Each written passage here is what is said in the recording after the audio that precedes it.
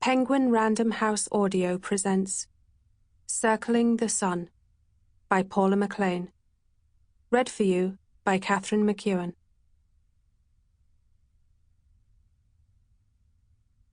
I learned to watch, to put my trust in other hands than mine.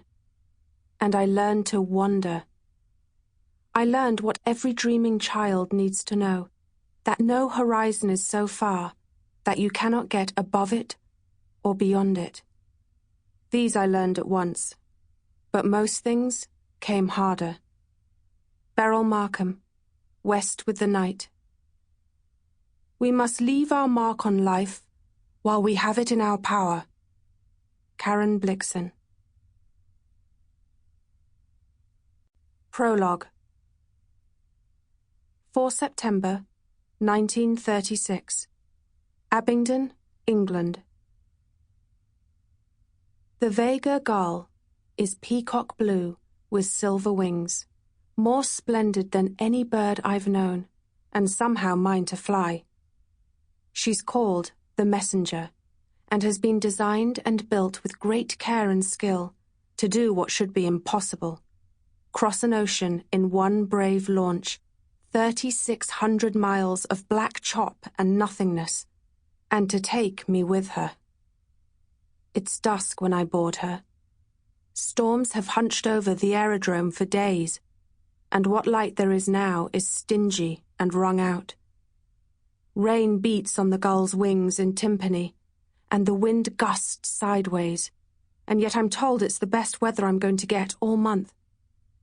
I'm less worried about weather than weight. The gull's been fashioned with a special undercarriage to bear the extra oil and petrol. Tanks have been fixed under the wings and the cabin, where they form a close-fitting wall around my seat with petcocks I can reach with 2 fingers to switch over the tanks mid-flight. I've been instructed that I should let one run completely dry and close it off before opening the next, to avoid an airlock. The engine might freeze for a few moments, but will start up again. I will have to rely on that. I will have to rely on a good many other things, too. All over the tarmac, puddles stretch out the size of small lakes, their surfaces whipped white. There are fierce, unremitting headwinds and low, brooding clouds. Some journalists and friends have gathered for my takeoff, but the mood is undeniably dark. Everyone who knows the real nature of what I'm about to do has tried to convince me not to. Not today. Not this year. The record will still be there when the weather turns more favorable. But I've come too far to turn back now. I stow my small basket of food, tuck the flask of brandy into the hip pocket of my flight suit, and wedge myself into the cockpit, snug as a skin. I have a watch on loan from Jim Mollison, the only pilot who's ever attempted this particular feat and lived. I have a chart that traces my route across the Atlantic, Abingdon to New York, every inch of icy water I'll pass over, but not the emptiness involved, or the loneliness, or the fear. Those things are as real as anything else, though, and I'll have to fly through them, straight through the sickening dips and air pockets, because you can't chart a course around anything you're afraid of. You can't run from any part of yourself, and it's better that you can't. Sometimes I've thought it's only our challenges that sharpen us, and change us too. A mile-long runway and 1,900 pounds of fuel. Black squadrons of clouds muscling in from every corner of the sky, and the light fading, minute by minute. There is no way I could do any of this and remain the same.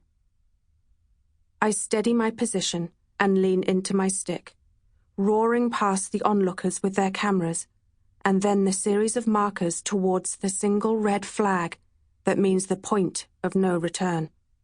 I have a mile of runway and not an inch more. And she might not make it, of course.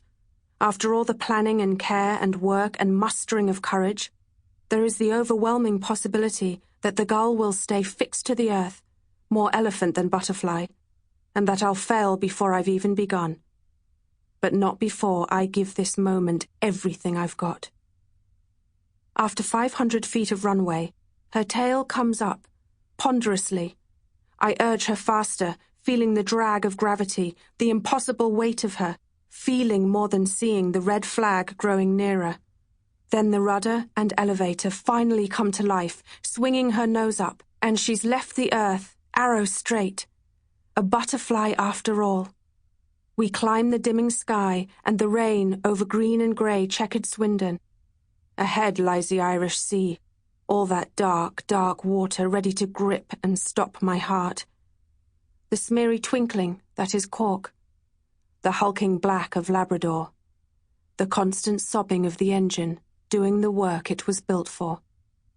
My nose bouncing, I drive hard through the wet spatter, thrusting into the climb and the shudder of pressing weather. The instincts for flying are in my hands, and the practical work of it too. And then there is the more mysterious and essential thing. How I meant to do this, and always have been, to stitch my name on the sky with this propeller, these lacquered linen wings. 36 hours in the dark. It was 2 years ago when the challenge first came up, in the noisy cedar-panelled bar of the White Rhino in Neary. There were tornadoes of pepper-flecked beef on my plate, blanched asparagus spears, each as narrow as my smallest finger, and deep-stained claret in all our glasses. Then a dare thrown out, like a last course, from J.C. Carberry. No one has managed the Atlantic solo from this side, England to America, not man or woman. What do you say, Beryl? 2 years earlier, Mollison had fallen short in a similar water jump, and no one had done much more than imagine the aeroplane that could accomplish the distance. But J.C. had more money than he could ever spend, and the spark of a Magellan or a Peary. And there it was, the boundless ocean, thousands of miles of icy virgin air, a clear frontier, and no plane. Want to chance it? J.C.'s eyes were like agates. I watched them glitter, and thought of how his beautiful wife, Maya, should be there in white silk, with perfectly marcelled hair. But she had died years ago in a simple flying lesson near Nairobi, on a day with no wind or weather. She was the first air tragedy that hit close to us, but not the last. Many other dear ghosts were glinting from the past, winks of light playing along the rims of our wine glasses, reminding us of how reckless they'd been, and how magnificent. I didn't really need reminding. I hadn't forgotten those ghosts for a moment. And somehow, when I met J.C.'s gaze, I felt ready to pull them even closer. Yes, I said, and then said it again.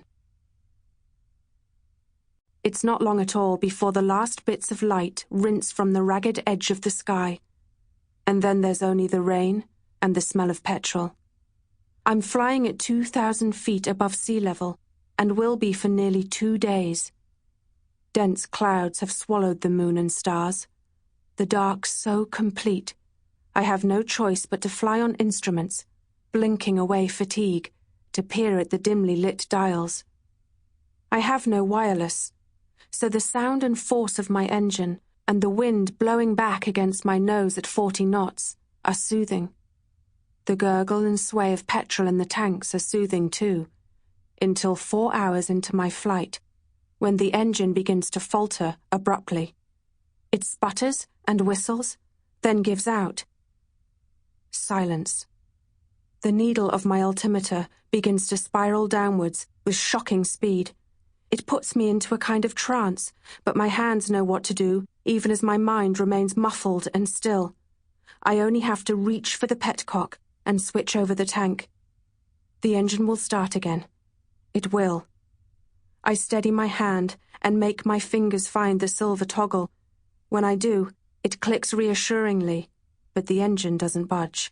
The gull keeps losing altitude, 1,100 feet, then 800, lower. The clouds around me part briefly, and I can see terrifying glints of water and foam. The waves reach up, and the fathomless sky pushes down. I flip the toggle again, trying not to shake or panic. Sample complete. Ready to continue?